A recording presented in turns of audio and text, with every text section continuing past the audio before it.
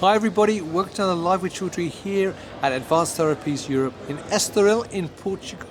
It's day 2 and I'm delighted to be joined by Becky Johnson-Kent from Phaciliate and Remy Martin, so my eyesight's so bad I have to read this from a distance, from eXmoor Pharma, who are actually one of the founding partners of Women in Advanced Therapies. And that's why Remy is here to give a male perspective on women in advanced therapies. So first of all, Becky, Remy, it's lovely to see you both. I hope you're well. All good. You? Fantastic. Now, before we get Remy's view on women in advanced therapies, Becky, for people not familiar with women in advanced therapy, what is it and why do you run it? What is it and why do I run it? Crikey. So Women in Advanced Therapies is, it was founded initially as a mentorship program, and it's grown now to the capacity that we can have a pre-day at Advanced Therapies Europe, and we'll do so in Miami as well. And it's basically a community and network to show support to not only women in advanced therapies, but all those that support them. So, men and women in their entirety. Fantastic.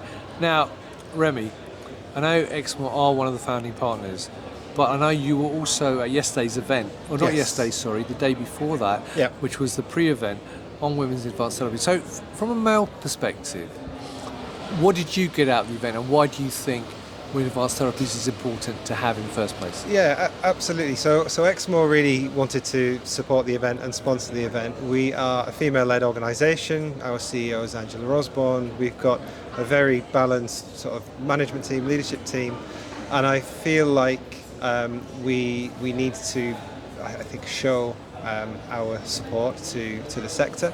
And I feel from a male perspective, to your point, I feel it's important to be there as an advocate and a sponsor, and more importantly as a listener. So I felt for me personally the event that Becky put on was incredibly powerful. I was able to be part of the conversation. I was able to hear all the opinions, all the experiences, and really I think hear some opinions that perhaps I wouldn't have otherwise have heard. And I felt it was a fantastic day to share and be part of.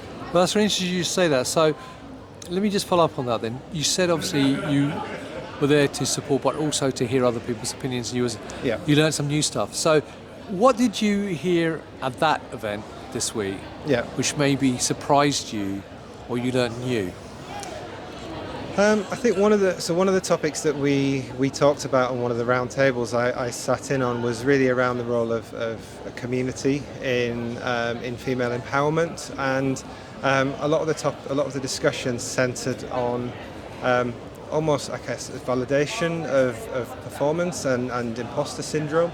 And I think hearing lots of different perspectives on how and when people might feel like they're an imposter or they're a fraud in their own workplace was quite eye-opening to hear how, I guess, frequent or common it is, and maybe it's something that I've been a little bit naive to. I've often had quite a fake it till you make it attitude or approach to my career, and hearing, I guess, the other side of that, being able to empathise a little bit more, and then the conversation pivots around to what can the wider community do to help? What can a man within a company do to support this? And it really comes down, I think, to advocating and sponsoring. So if what can you do kind of behind closed doors or in a meeting to really promote women within the company and ensure that their kind of successes and performance is really communicated back to them. And one of the points that stuck to me was one of the participants said, sometimes I really have to hear somebody telling me that I've done a good job before I feel like I've done a good job. It doesn't cost anything to tell someone that they've done a good job.